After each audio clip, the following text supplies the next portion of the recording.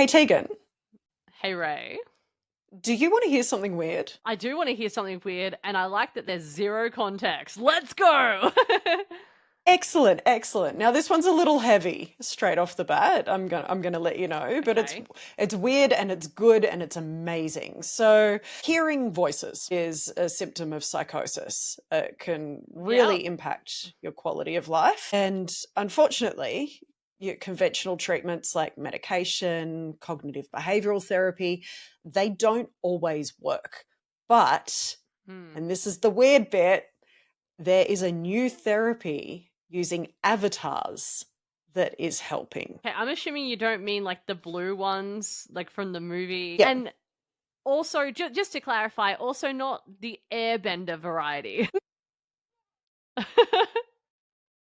Okay, great. No, Great. avatars. You know how you make like, a digital representation of yourself or another person Yes. online, to represent something. In Yes. this instance, the avatars are representing the voices that people are hearing. Oh, And okay. it's So my really mind. helping them. Okay, because my mind went straight to like, God, could this potentially like reinforce the psychosis if you're like giving it a form of some kind? So I'm very interested to hear how this is helping.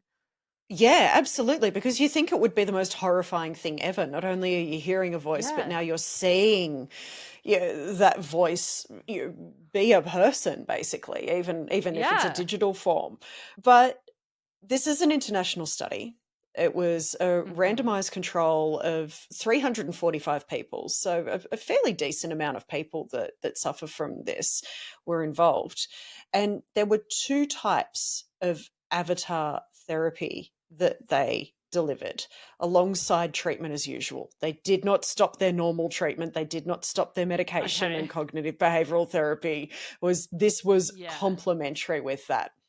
So you're given either the avatar therapy that is a brief version where you Okay. confront the avatar to boost your assertiveness and self esteem. So you get to sit down and you are creating this avatar. You're making it look how you best see in your mind's eye what this voice looks like. So it's like So a having character that creator. person in front of you, really real, and you're then able to say, you know what, like, get out of here. I'm sure it's much Yeah. stronger language than that. My therapist gets me to say No, much I stronger get it. language than that for things, but you know what I'm Yeah. Not as like, getting hey, at here. buddy, maybe you should leave, please. Like, probably not that. Right?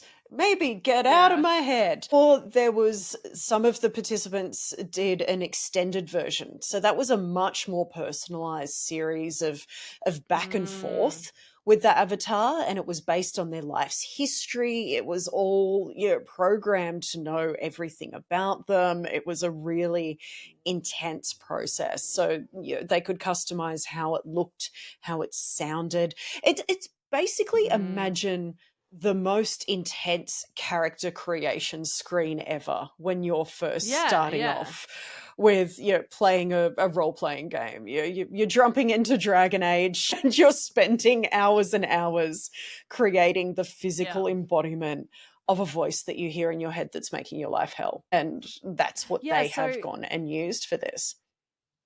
this is so interesting because I think my first reaction to this, in all of my ignorance, to be perfectly fair, was like, wow, could that make it harder if you are Mm, giving it a physical embodiment? You know, it's not physical, but you know what I mean. yeah, To if you were then to bond with it, then maybe not wanting to get rid of it. But you're right in that I didn't even think that it's the opportunity to be able to create something that is outside of yourself to therefore make it easier to try and get rid of it, banish it, confront it, voice your right. frustrations. That's Yeah. great.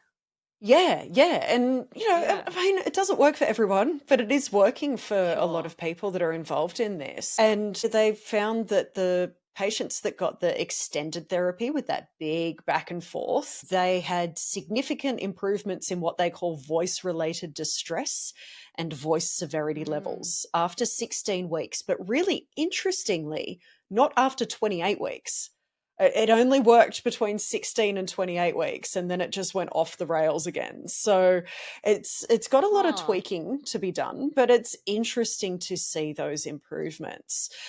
And there was also reductions in voice frequency at both 16 weeks Mm. and 28 weeks. This is compared with the people that were just receiving the treatment as usual. So even Yeah. if it wasn't less intense after 28 weeks, it was happening less frequently for everyone that was Yeah, involved in that wow. Avatar extended therapy, which is pretty incredible. The shorter version Yeah. as well, there was also some Mm. improvements in the distress and voice severity, but apparently these were just below the level of clinical significance, they call it. So they can't really Yeah, report an right. improvement on that. But it's just Yeah. incredible. Both of these types of therapies, there were improvements in mood and anxiety after 16 weeks and sustained improvements over time in well-being and recovery. And there's a wider range of positive effects. Yeah, people tended to feel better overall. Their well-being was improved. So they reckon that they could do That's this in combination with standard treatment. It might lead to improvements for a bigger range of people that are dealing with psychosis and hear these voices. that's really cool. And I do wonder, I mean, I'm sure obviously again in all of my lack of expertise that all of those metrics are really important, but at least for me it sounds like if even after those 16 weeks if some of the other like severity for example is coming back to like normal like what they were used to, it says to me that just the fact that the frequency was still going down seems to me like perhaps the most important thing because Yeah. even if it's coming back and it's just as severe as it used to be, if it's getting less and less frequently that tells me that it has that potential to maybe go away permanently. 100%. And I think, we hear a lot of reporting about how detrimental tech is for mental health in particular. Yeah. And I think that this is a study that looks at when used in a very specific, very targeted way, technology can be very helpful for certain groups of people. It's a tool. And Mm. what we do with this tool and what we create with it and how we administer it and how we use it is really important. We can't just be blanket consuming all technology at all times and then go, my mental health's Mm. bad. It's all terrible for you. Yeah, yeah, yeah. I imagine too, like there must be such mixed emotions between people that were in this study as well, and anyone that would do this in the future. Because I imagine some people might be quite relieved to be able to put a face to it and just to almost like legitimize what they're going through even more, right? Like because it's right there. But also, I imagine it'd probably be quite scary to confront it being right in front of you and not contained in your head. You know, like gosh, it must be Yeah. such a mix of emotions. Yeah. And I think dealing with, you know, the idea of something being just in your head, there's a Mm, misconception that that means that it's not real. And it is very real for absolutely. people that are hearing Yeah. voices in their head. Those voices are real. So being able to make Yeah. them feel more real is proving quite helpful. And also Yeah. I imagine some people made them look really awful and evil because that's the sort of Yeah. things that these voices are saying sometimes. How empowering would Mm. it be to just make that voice look really silly? Just real Yeah. ridiculous. Like character Something you creation could laugh at. sliders at opposite ends of where they should be. Yeah. Yeah. 100%. And I think that would almost be like a really healthy thing to either make it just ridiculous or even making it like look awful and evil or something. Because again, it's recognizing it as something as outside of yourself, I would hope. Like, I would be more concerned if you're making it look exactly like you. You know what I mean? Yeah. I would love to Mm. be a fly on the wall for this study. I think that we could find out some Yeah. really interesting things about, how we think about ourselves and how we think about those Mm. aspects of our mind when things aren't really Yeah. going according to plan with all of the chemicals in there. Yep, absolutely. This is fascinating. Thank you for sharing this with me. And I think it's really good that sometimes we cover these heavier topics because it's still like weird in the sense that like look at what tech is being used for in really unique and interesting ways to help people. Yep.